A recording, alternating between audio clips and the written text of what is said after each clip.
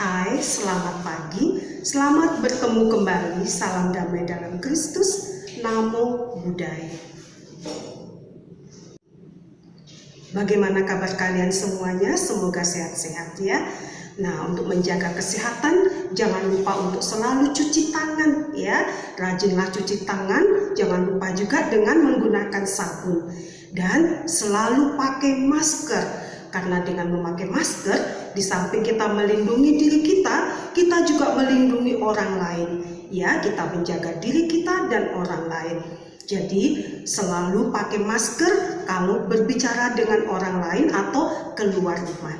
Ya, nah hari ini kita akan melanjutkan kegiatan pembelajaran kita dari buku tema 4, subtema 4, pembelajaran yang keempat dengan tema hidup bersih dan sehat di tempat umum.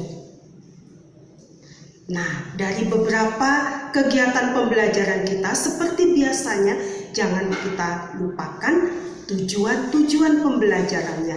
Nah, perhatikanlah tujuannya supaya kita bisa belajar dengan hasil yang maksimal.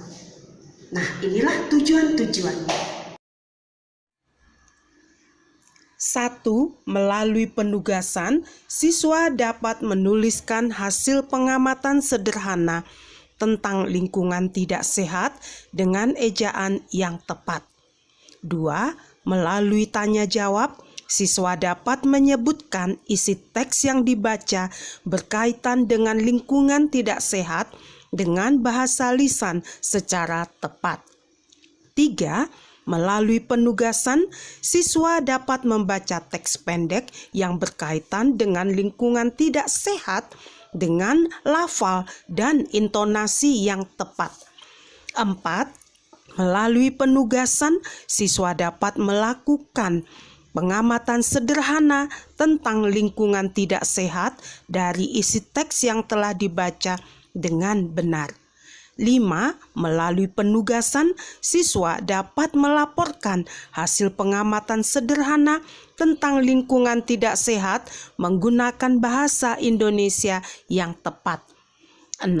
Melalui pengamati gambar, siswa dapat mengidentifikasi ciri-ciri karya hiasan menggunakan bahan buatan secara tepat.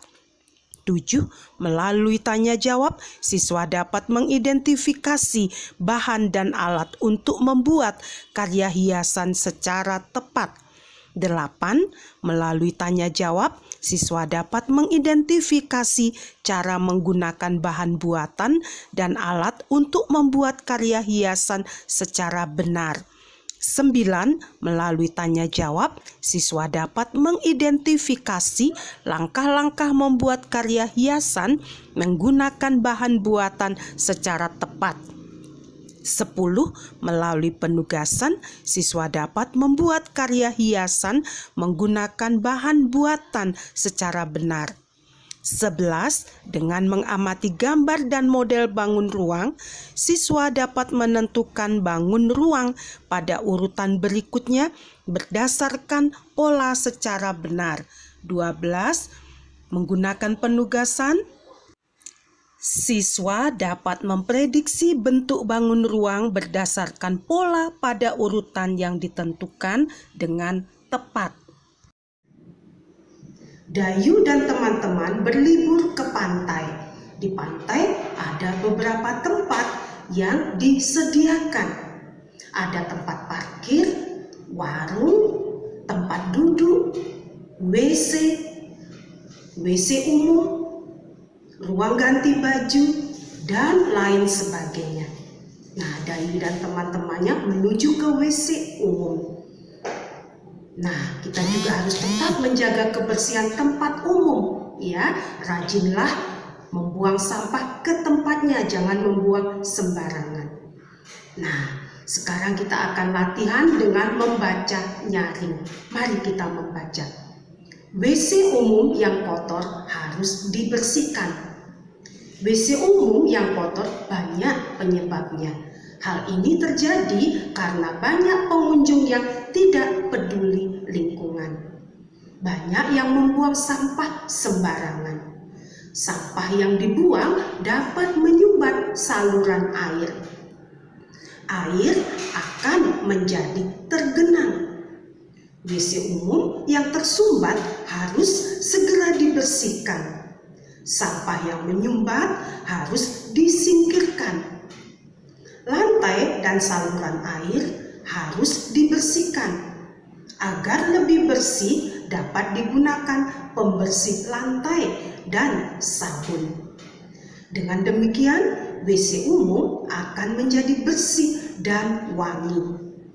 Pengunjung menjadi nyaman karenanya. Nah, dari teks bacaan ini kira-kira informasi apa yang kalian peroleh? Tahukah kalian bagaimana ciri-ciri WC umum yang tidak dibersihkan? Nah, untuk itu coba kita amati gambar ini. Dari gambar ini, informasi apa yang kalian peroleh? Kemudian, bagaimana ciri-ciri WC umum yang kotor?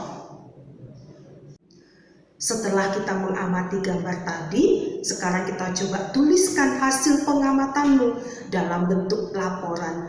Dan tulislah dengan judul ciri-ciri WC umum yang kotor. Tuliskan dengan rapi ya. Membersihkan WC yang kotor sebaiknya menggunakan sabun cair lantai dan sikat ubin. Ada sabun batangan, ada juga sabun cair. Sabun batangan dapat dibuat menjadi hiasan.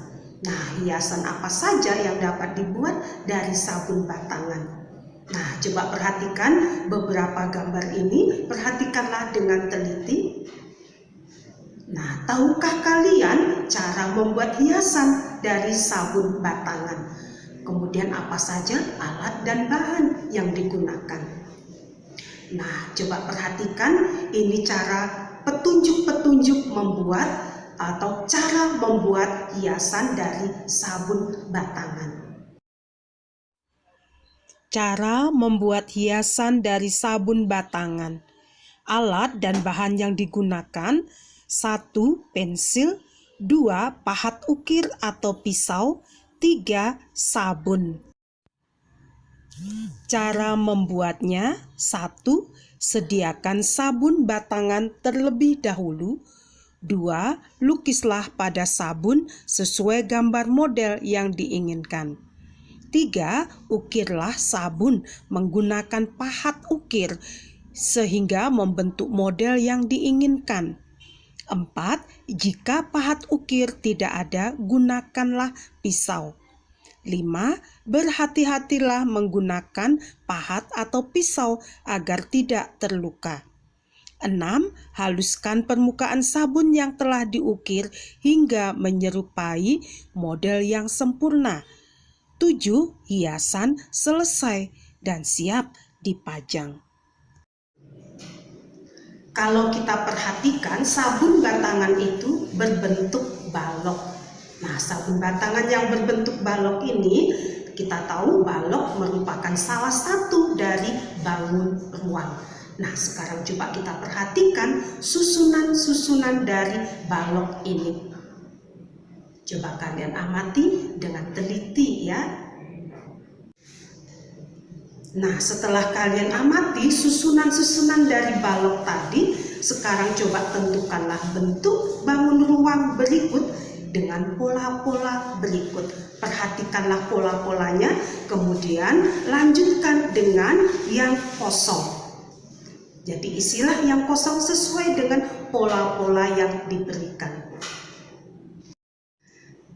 Nah, hari ini kita tadi masih belajar membaca dengan suara nyaring ya. Teruslah berlatih supaya kita bisa semakin hari bisa membaca dengan lancar. Nah, setelah itu kita juga mengamati WC umum. Nah, kalau kita berada di tempat umum, kalau kita setelah menggunakan WC umum, kita bersihkan, siramlah dengan air yang banyak. Jangan buang sampah di situ ya. Buanglah sampah di tempat sampah. Nah, kemudian juga kita membuat hiasan dari sabun batangan. Nah, bagaimana caranya? Nanti kalian bisa berkreasi. Nah, setelah itu kita juga diajak tadi untuk melihat susunan-susunan dari balok. Nah, sekarang kita disuruh memperhatikan pola-polanya yang diberikan, kemudian isilah bagian yang kosong dari susunan bangun ruang itu. Nah, itulah kegiatan pembelajaran kita ya. Semakin hari semakin meningkat tingkat kesulitannya. Untuk itu kita harus tekun belajar setiap hari. Nah, baiklah, jangan lupakan untuk selalu memakai masker ya. Nah, jangan lupa juga selalu cuci tangan setelah kita melakukan aktivitas. Nah, baiklah, Teacher Rasa, kegiatan kita sampai di sini. Sampai jumpa. Bye.